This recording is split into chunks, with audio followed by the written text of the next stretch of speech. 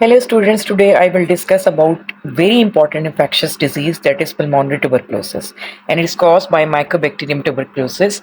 And whenever Mycobacterium tuberculosis it enters lung, it is surrounded by macrophages, and it tries to engulf the mycobacteria and results in caseating necrosis in the center.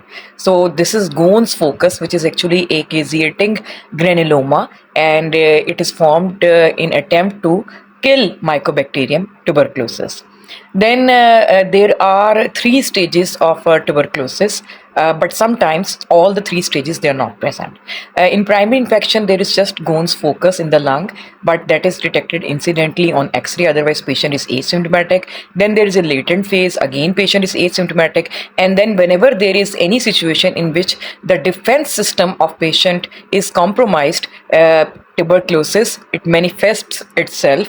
It can manifest itself in the form of fatigue, coughing, low grade fever with evening rise, night sweats, hemoptysis, loss of weight, and decreased appetite. So all these are the features of pulmonary tuberculosis.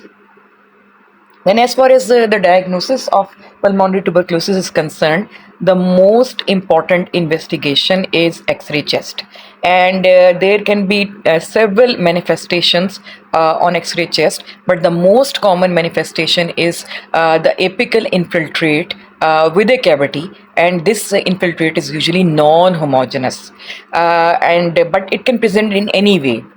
It can involve the whole lung, or it can involve the two zones of lung. It can be presented in any way.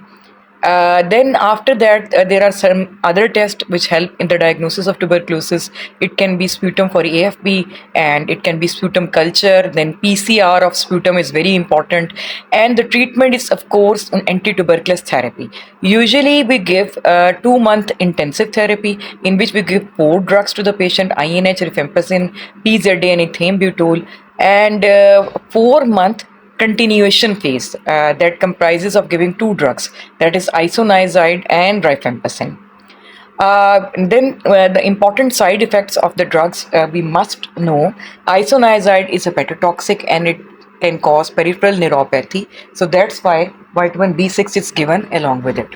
Then after that, rifampicin, which is again hepatotoxic, and it can lead to different blood dyscrasias like hemolytic anemia and thrombocytopenia. Then pyrazinamide is notorious for causing hyperuricemia. Again, it is hepatotoxic, and ethambutol it causes optic neuritis.